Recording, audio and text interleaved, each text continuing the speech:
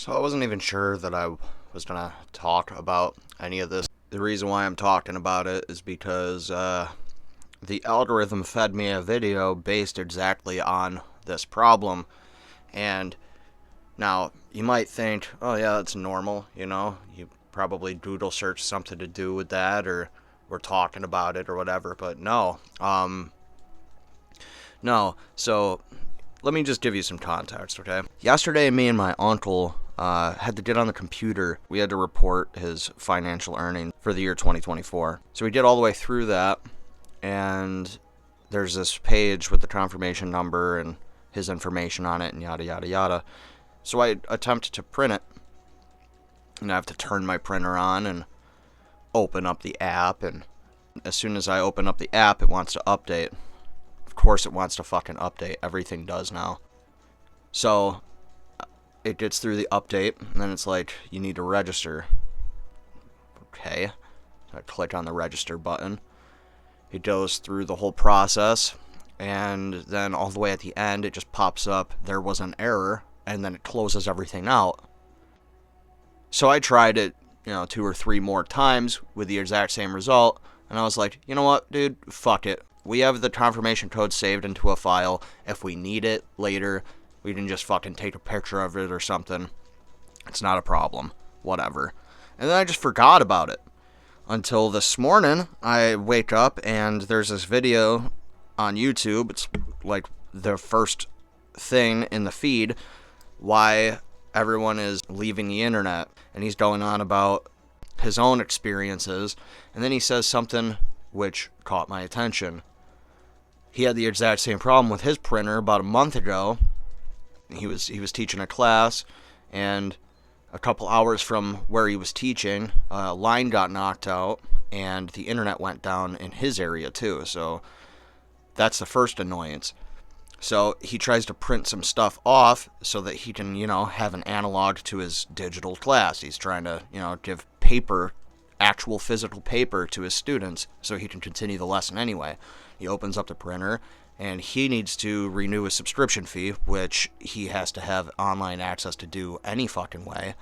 And he just was baffled. And it's just, this is the state of everything. Everything is like this. A couple of months ago, my friends came over, and they saw my room and my movies cover like one whole wall. And they were like, why do you have so many DVDs?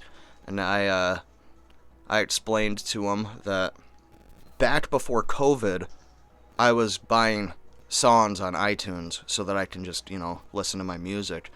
And once upon a time, iTunes used to work. It used to be like, you didn't have to have online access to listen to your music. Once you bought it, you had it. Or so I thought. Well, I ended up destroying one of my phones by accident. It fell in some water, so when I replaced it literally the same day, I reset up my iCloud and iTunes and all that stuff on the device, and none of my songs were on there. So I go into the download section in the store, and I get all my shit back on there. There was this one song in particular that I actually wanted to listen to, and I couldn't find it in my library, even after downloading everything. I go into the iTunes store, and I look for the song, and it's not even on their digital shelves. It's gone. You can't search for it anymore. And I'm like, what the fuck, dude? Like, I paid for this. So I go into my recent purchases, and I ended up finding it, okay? But that's not the point. The point is that at any second, they can just remove it. And that happened again, like a couple months later. I accidentally hit the update now button instead of wait till later, because I usually just skip that shit, and my phone started updating. When it was done, it removed half of my fucking playlist, which I had to redo it again. I knew that I could get them all back, but when does that stop? When are they gonna just take it away? So, anyways, back to my whole why do I have movies thing. That same thing is happening on Netflix and Hulu and Disney Plus and all that stuff. Try to watch an old episode of Family Guy. They just go in and digitally change whole scenes. They completely erase jokes. There's jokes that are completely different now. And you can't do that to my DVDs, so that's why I have DVDs. I started buying a lot of books. I started buying a lot of, old media, like fucking physical video games. You know, I have records now because I don't trust that the songs that I want to listen to are going to be here next year. A buddy of mine and I went out to see this fucking new movie that came out. We had no idea what it was going to be about. It turned out to be that Craven Hunter movie. And, you know, I don't follow that kind of shit. I didn't know what it was going to be about or whatever. And it actually was all right, I guess, but I haven't watched it since, okay? It's not one of those movies where I'm going to, like, watch it and rewatch it and have conversations about it. It was an okay popcorn flick. It killed an afternoon. But the point of why I brought it up is me and him were sitting in the theater, and we're having a conversation before the movie starts. And the conversation gets to Shakespeare. And he was telling me about how he heard this theory that Shakespeare might not have been just an individual. It could have been a collective of people writing under the same pseudonym, which explains why his name is sometimes spelled differently, depending on what source you're looking at. And so I was like, oh, that's interesting. I've never heard that one before. So we both pull out our phones and we both type into Google. We're sitting right next to each other. We both type into Google, was Shakespeare an individual or a group? And my search results came up saying there's a growing school of thought that finds it possible that Shakespeare might, in fact, have been a group of people rather than one single man. And on his, he got confirmation that said there is absolutely no evidence suggesting that Shakespeare was a group of people. He was a single man. So we typed in the exact same question into the exact same search engine, and we're sitting shoulder to shoulder waiting for a movie to start, and we both got completely different search results. And then right after this preview comes up on the stream. It's not really a preview, it's actually an ad for Amazon. And I think we've all seen this one, and most people don't even understand what it is. So there's this guy doing his job. He's like a janitor or something, and he's sweeping or whatever, and he's singing to himself, and people keep looking at him. And it progresses, and he's singing, and people like it. They keep looking at him and smiling and all that. And then it ends with him on the stage singing, and the stage lights are all on him, and when he's done, everybody stands up, and they clap, and they cheer, and they give him a standing ovation. And then it kind of like fades out to the Amazon logo. And my buddy was like, what the fuck was that? Like, what was that an advertisement for?